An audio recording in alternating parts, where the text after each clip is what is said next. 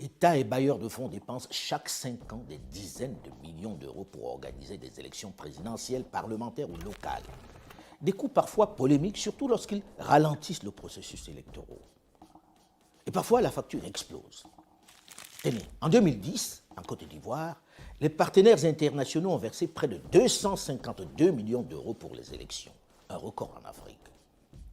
En 2018, les élections présidentielles et législatives ont coûté au Mali un peu plus de 76 millions d'euros, soit presque 50 milliards de francs CFA. Ceci pour reconduire un président déjà aux affaires depuis 5 ans. 3 ans après, il a été renversé. C'est un peu comme si on avait mis cette extraordinaire somme dans les toilettes et on a tiré la chasse puisque ni le président élu, ni les députés ne sont plus là. Ils ont été balayés par les difficultés de la gouvernance. Cette somme correspond à plus de 10 hôpitaux de référence dont ont vraiment besoin les populations. Des hôpitaux qu'ils n'auront jamais. Au Cameroun, on a dépensé en 2018 pour les élections présidentielles un peu plus de 82 millions d'euros, soit 54 milliards de francs CFA, pour reconduire le président aux affaires depuis novembre 1982. Et presque les mêmes représentants à l'Assemblée nationale, soit l'équivalent de 530 écoles de qualité dans le pays, ce qui changerait considérablement le monde scolaire et académique. Je ne parle pas du nombre d'hôpitaux qui auraient été construits pour le même prix, des choses concrètes qui auraient changé la vie des populations. Au Burkina Faso, en 2015, on a dépensé pour la présidentielle et les législatives un peu plus de 47 millions d'euros, soit plus de 30 milliards de francs CFA dans un pays enclavé où on manque de tout, où les hôpitaux sont des mouroirs et où la priorité doit être la sécurité face à des bandes armées qui tuent sans discernement dans les villages du pays, où les militaires manquent d'équipements pour défendre l'intégrité du territoire. Après avoir dépensé la même somme il y a moins de 2 ans, le président Roch-Marc Christian Kaboré a été renversé et le Parlement dissous. Encore des centaines d'hôpitaux brûlés sur l'autel des élections dites démocratiques. Des centaines de kilomètres de routes qu'on ne construira pas. En République démocratique du Congo en 2018, on a dépensé 600 millions de dollars pour la présidentielle, les législatives et les provinciales, soit près de 350 milliards de francs CFA. Ceci correspond à 400 km de route dans cet immense territoire totalement enclavé.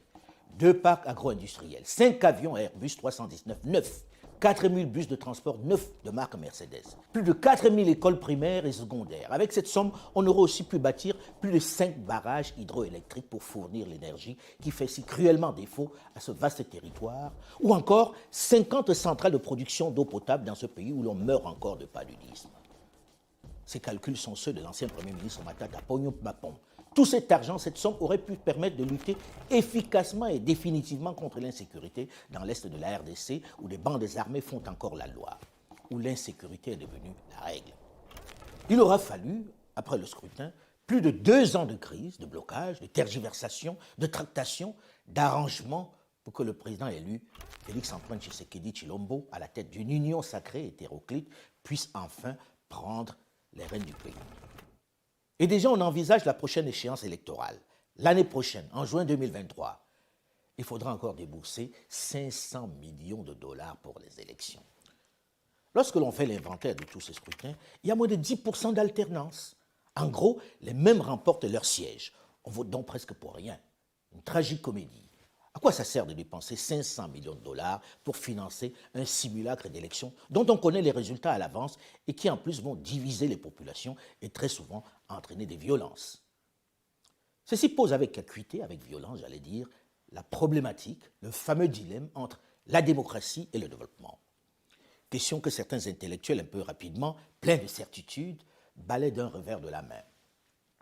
J'arrête là cet inventaire pour ne pas vous déprimer avec le gâchis que l'on perd chaque année sans garantie d'alternance et qui très souvent se termine en crise, en contestation, en division du pays, en guerre civile. Devant toutes ces ratés, ces échecs, je m'interroge. Avons-nous, au début de la décennie 90, mené le bon combat? Est-ce bien de cette démocratie dont le continent a urgemment besoin? Son salut ne passe-t-il pas, contrairement à la réflexion de Barack Obama, par des hommes forts? La doctrine nécessaire n'est-elle pas celle qui promeut le développement? Je n'ai pas de réponse, Je n'ai pas de réponse définitive. Je m'interroge tout simplement. J'avoue que je n'ai pas de réponse et je ne pense pas être détenteur d'une quelconque vérité.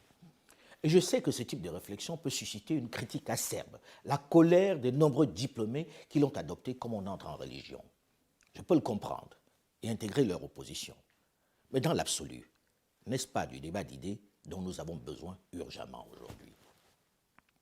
N'est-ce pas urgent de penser par nous-mêmes, de choisir ce qui correspond mieux à nos aspirations? Le moment de s'interroger sur le mot d'idoine de gouvernement dont a besoin le continent noir n'est-il pas venu?